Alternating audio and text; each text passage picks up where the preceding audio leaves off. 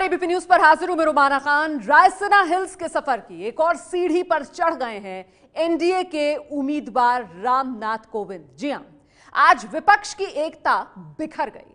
दरअसल बिहार में कांग्रेस के साथ सरकार चला रहे नीतीश कुमार ने बीजेपी के उम्मीदवार को समर्थन देने का ऐलान कर दिया है। आज पटना में जेडीयू विधायकों को इस बात की जानकारी दे दी गई और अभी अभी जेडीयू कोर ग्रुप की बैठक भी खत्म हो गई है, जिसके बाद केसी त्यागी ने कोविंद के समर्थन का बाकायदा औपचारिक ऐलान किया है और कांग्रेस अध्यक्ष सोनिया गांधी को भी इस फैसले की जानकारी दे दी गई है जेडीयू की तरफ से।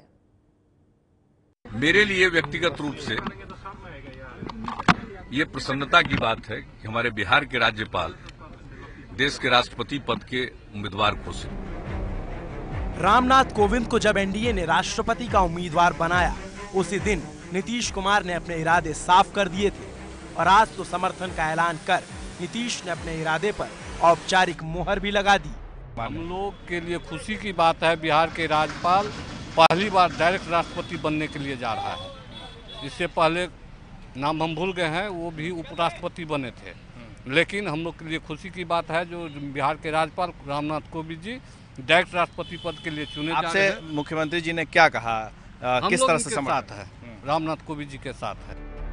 ये नीतीश कुमार के वो विधायक हैं जिन्हें कह दिया गया है कि राष्ट्रपति चुनाव में रामनाथ कोविंद का समर्थन करना है। वैसे दर्शकों को ये जानना जरूरी है कि नीतीश के समर्थन से पहले ही कोविंद का जीतना तय था, लेकिन अब जीत बम्पर होने वाली है। बीजेपी के नेतृत्व वाले एनडीए के पास 5,32,000 वोट मूल्य है।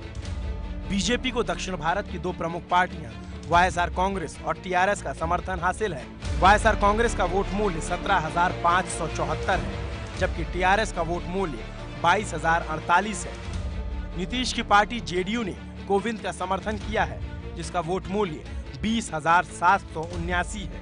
यानी नीतीश के समर्थन के साथ ही कोविंद के समर्थन में 5,92,401 वोट हो गए हैं, जो जीत के आंकड़े से कहीं ज्यादा है। ओडिशा की सत्ताधारी पार्टी बीजेडी भी रामनाथ कोविंद का समर्थन का ऐलान कर चुकी है। खुद प्रधानमंत्री नरेंद्र मोदी ने बीजेडी प्रमुख नवीन पटनायक से समर्थन मांगा था। उधर तमिलनाडु की पार्टी एआईएडीएमके का भी समर्थन बीजेपी को मिल सकता है।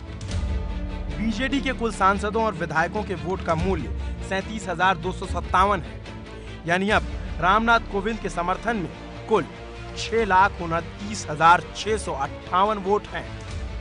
इसी आंकड़े के साथ ही विपक्ष का प्लान अब फेल होता नजर आ रहा है, क्योंकि नीतीश के साथ ही उद्धव ठाकरे को हथियार बनाकर विपक्ष अपनी चाल चलने की तैयारी में था। लेकिन आज नीतीश और कल उद्धव ठाकरे ने विपक्ष की चाल को चौपट कर दिया।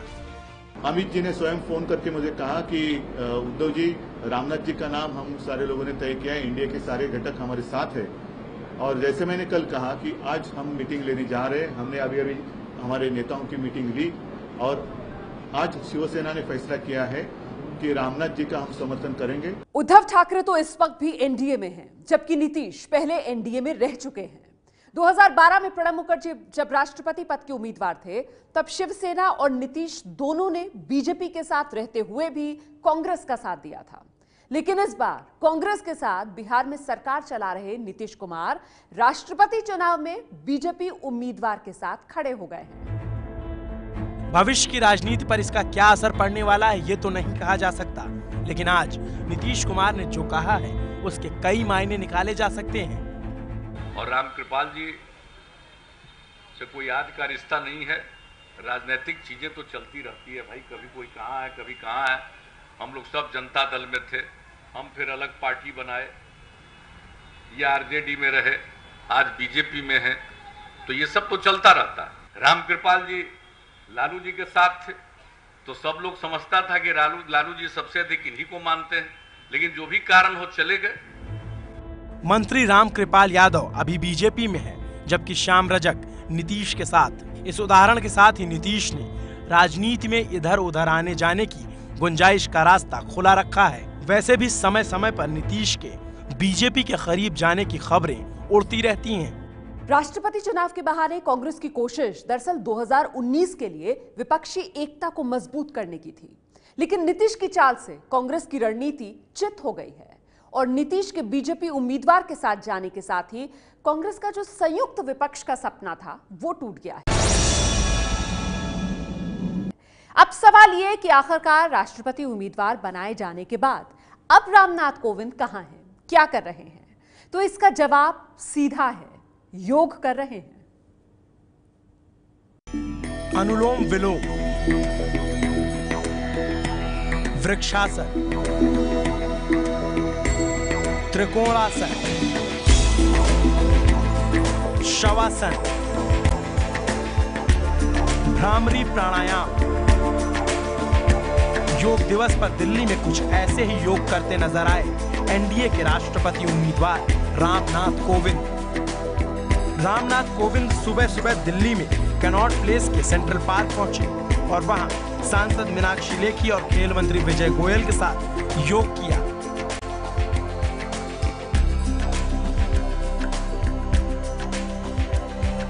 राष्ट्रपति उम्मीदवार रामनाथ कोविंद ने योग तो किया, लेकिन मीडिया से कोई बात नहीं की। थोड़ी देर बाद रामनाथ कोविंद बीजेपी के पूर्व अध्यक्ष मुरली मनोहर जोशी से मिलने पहुंचे। दोनों काफी गर्मजोशी से मिले। पहले जोशी ने गुलदस्ता देकर स्वागत किया, फिर रामनाथ कोविंद ने सप्रेम बुके भेंट किया।